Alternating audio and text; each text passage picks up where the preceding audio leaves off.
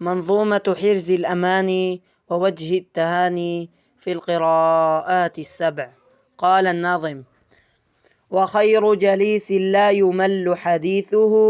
وترداده يزداد فيه تجملا، وحيث الفتى يرتاع في ظلماته،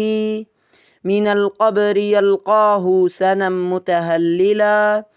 هنالك يهنيه مقيلا وروضة، ومن أجله في ذروة العز يجتلى، يناشد في إرضائه لحبيبه، وأجدر به سؤلا إليه موصلا، فيا أيها القاري به متمسكا،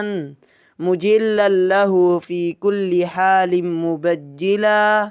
هنيئا مريئا والداك عليهما، ملابس أنوار من التاج والحلا، فما ظنكم بالنجل عند جزائه، أولئك أهل الله والصفوة الملا، أولو البر والإحسان والصبر والتقى، حلاهم بها جاء القرآن مفصلا،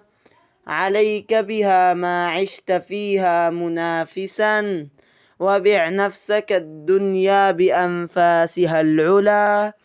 جزى الله بالخيرات عنا أئمة،